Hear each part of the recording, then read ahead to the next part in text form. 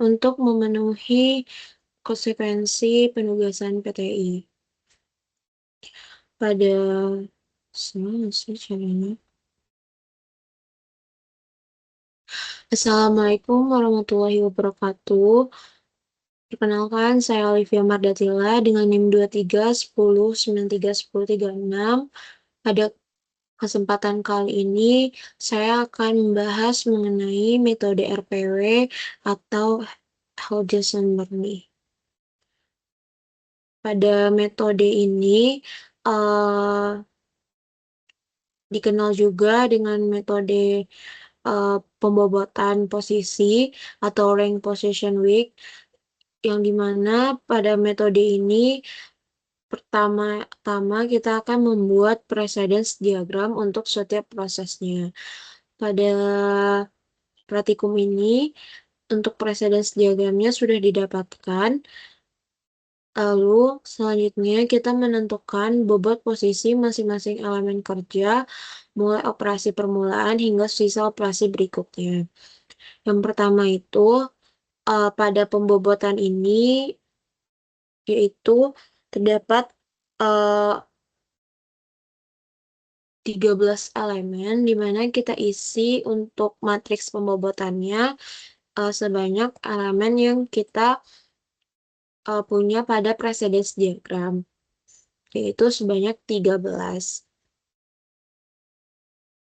Selanjutnya, untuk waktu baku ini disesuaikan waktu baku pada elemen, setiap elemen, yang dimana untuk elemen 1 waktu bakunya yaitu 88,50.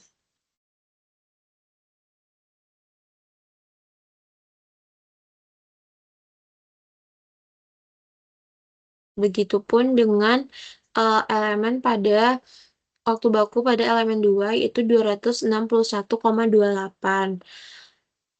Selanjutnya kita menentukan bobot posisinya dengan cara di mana pada elemen 1 itu diikuti oleh elemen kerja yaitu 3, 5, dan 12 dan 13. Sehingga pada matriks bobot posisinya diisikan elemen kerja 1, nilai dari elemen kerja 1, lalu ada elemen kerja 3, lalu ada diikuti oleh elemen kerja 5,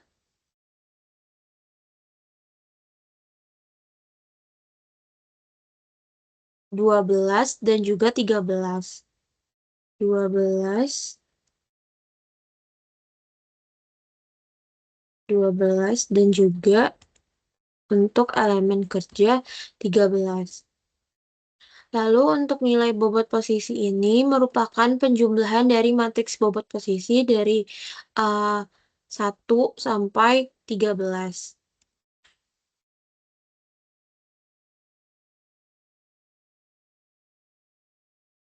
Untuk nilai bobot posisi pada elemen pertama itu 422.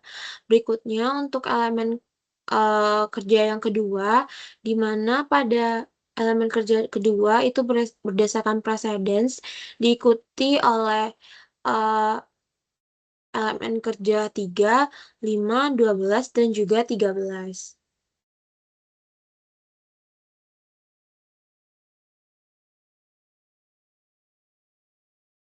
2, 5,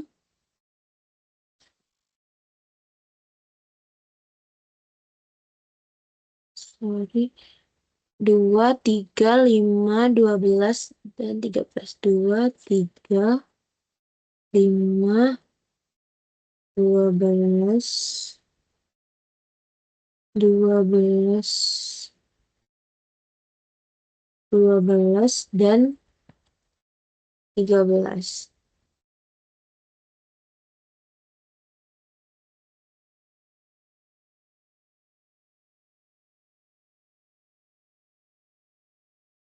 Pada elemen kerja yang kedua, nilai bobot posisinya itu sebesar 560.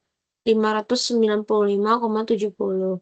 Berikutnya untuk elemen kerja ketiga itu diikuti oleh elemen kerja 5, 12, dan 13. 3, 5, 12, dan 13. Sehingga untuk nilai bobot posisi pada elemen 3 yaitu 334,42. Selanjutnya kita isi untuk elemen kerja 4 sampai elemen kerja ke-13.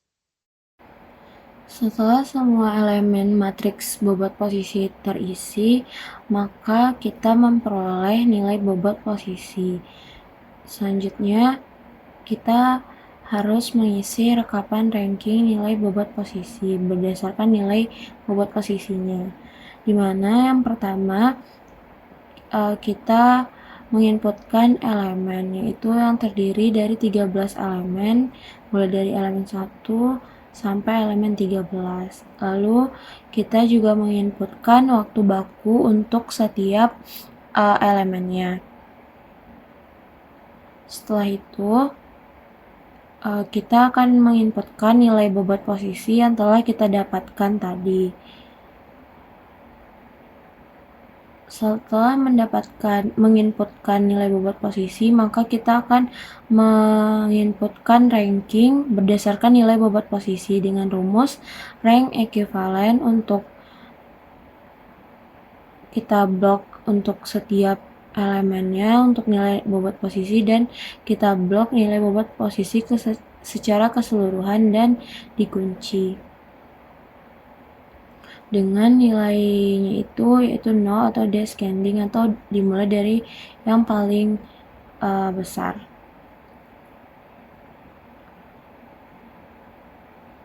Setelah itu kita akan melakukan sortir mengurutkan dari bobot yang paling tinggi. Itu kita pilih sort by ranking, di mana bobot yang paling tinggi itu terdapat pada elemen 6. Berikutnya yaitu kita menentukan jumlah waktu siklus dan perkiraan jumlah stasiun kerjanya, di mana di sini kita harus menentukan kapasitas reguler terlebih dahulu, di mana untuk kapasitas reguler ini digunakan untuk mencari nilai CT-nya. Itu untuk kapasitas reguler ini diperoleh dari hari kerja dikalikan dengan jam kerja dikalikan dengan 3.600. Lalu untuk target produksi dipilih dari nilai max yang pada MPS untuk produk CLTA. Lalu untuk nilai CT itu dari nilai kapasitas reguler dibagi dengan target produksi. Setelah itu mencari nilai Kamin itu round up dari nilai jumlah TI atau waktu baku dibagi dengan CT. Maka diperoleh nilai Kaminnya itu 4 atau stasiun kerjanya itu 4. Selanjutnya yaitu kita melakukan pembebanan elemen kerja ke suatu stasiun kerja dengan bobot tertinggi, di mana pada tahap ini kita tetap harus memperhatikan precedence diagram. Setelah itu kita masukkan pada tabel alternatif pertama dengan CT 537,86 dan Kaminnya yaitu 4. Dimana untuk stasiun kerja pertama itu kita masukkan untuk ranking yang paling tertinggi itu pada elemen kerja 6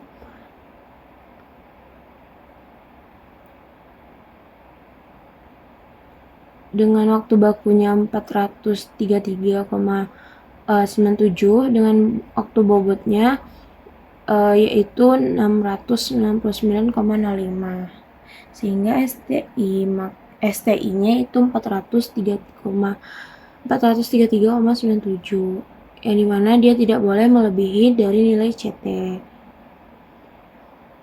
Berikutnya untuk stasiun kerja kedua, itu kita ambil untuk elemen A2 dengan waktu bakunya itu 261.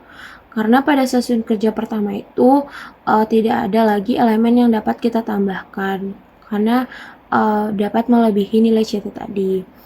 Selanjutnya, karena nilai elemen kerja pada stasiun kerja kedua ini masih kurang atau berbeda jauh dengan stasiun kerja sebelumnya, maka kita tambahkan itu untuk elemen ke-7 dengan waktu bakunya 120.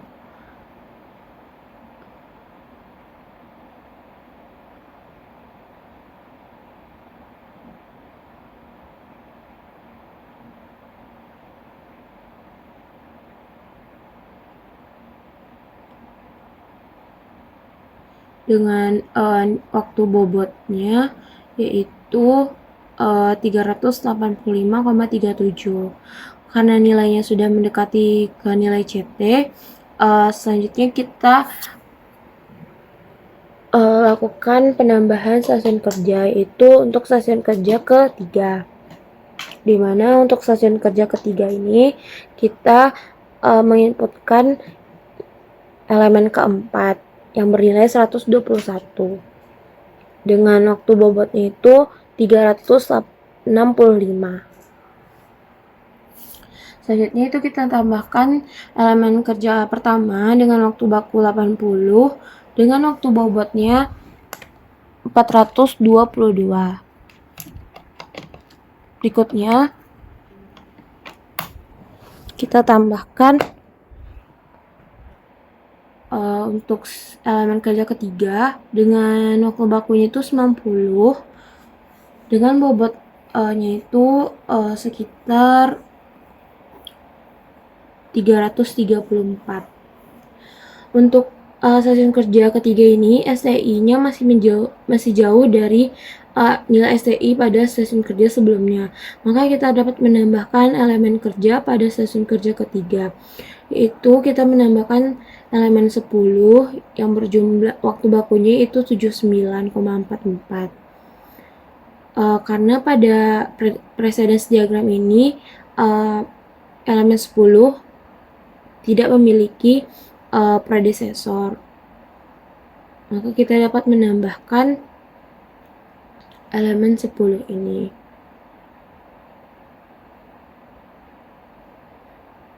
Dengan waktu bobotnya itu 305,99. Selanjutnya kita dapat menambahkan elemen kerja untuk stasiun kerja 3 ini karena masih jauh dari nilai CT, yaitu kita bisa memasukkan elemen kerja ke-9 dengan waktu baku 66,95 dengan waktu bobotnya itu 293,50. Karena nilai STI-nya sudah mendekati nilai CT, maka kita lanjutkan ke stasiun kerja ke-4, yaitu kita menginputkan elemen ke-8, di mana elemen ke-8 ini memiliki precedence itu 6 dengan 7, sehingga 6 dengan 7 itu sudah terdapat pada stasiun kerja sebelumnya, sehingga kita bisa menginputkan elemen 8 ke stasiun kerja ke-4 dengan waktu bakunya yaitu 89,50 dengan waktu bobotnya 265,08. Selanjutnya kita bisa menambahkan elemen kerja ke-5, itu waktu bakunya 68,57 dengan waktu bobotnya 244. Selanjutnya kita bisa menambahkan elemen kerja 11 di mana elemen kerja 11 ini harus terdapat 8 dengan 10 terlebih dahulu.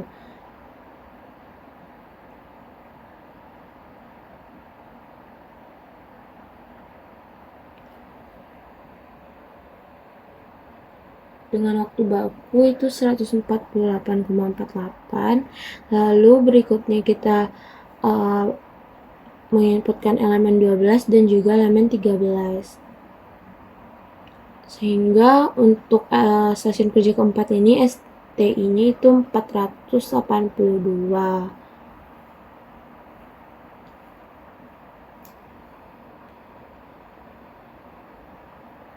Untuk ST Max ini diperoleh dari nilai maksimum dari untuk setiap STI pada setiap stasiun kerjanya.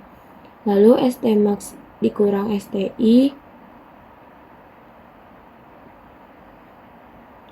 selanjutnya itu kita cari ST Max dikurang STI dipangkatkan 2.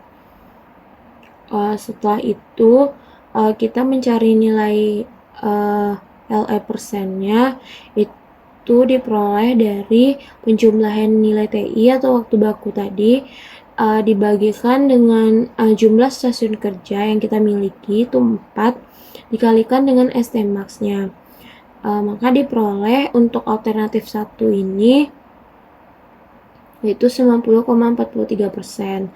Lalu untuk nilai BD-nya diperoleh dari jumlah stasiun kerja tadi dikalikan dengan ST Max dikurangkan dengan jumlah waktu baku dibagi dengan jumlah stasiun kerja dikalikan dengan ST Max dikalikan dengan 100%. Itu diperoleh 9,57%. Sedangkan untuk nilai SI-nya yaitu diperoleh dari akar dari ST Max dikurang STI dipangkatkan 2. Diperoleh SI-nya itu sebesar 117,10. Lalu untuk kapasitas produksi diperoleh dari rundown 8 dikali 3600 dibagi ST Max dikali dengan 22. Diperoleh kapasitas produksi dalam satuan unitnya yaitu 1298. Berikutnya itu kita mencocokkan dengan target produksi. Artinya untuk alternatif 1 ini memenuhi target produksi. Selanjutnya untuk alternatif kedua dengan K-nya itu adalah 5 atau stasiun kerjanya itu berjumlah 5. Dengan kapasitas produksinya 1452, LE-nya 80%, BD 19% dan SI 222. Selanjutnya itu untuk alternatif 3 dengan K-nya itu 6 atau cuma stasiun kerjanya 6, dimana untuk nilai LE-nya itu 66,9%, BD 33%, SI-nya 391,81 dengan kapasitas produksinya itu 1452. Selanjutnya kita dapat memilih alternatif yang paling baik itu alternatif 1 karena memiliki nilai LE yang mendekati 100, BD dan SI-nya mendekati 0 atau paling mendekati 0 di antara semua alternatif lainnya. Juga kapasitas produksinya itu besar dari target produksi, artinya memenuhi target produksi tadi. Baik, sekian penjelasan mengenai metode RPW. Apabila ada kesalahan mohon dimaafkan. Saya tutup. Assalamualaikum warahmatullahi wabarakatuh.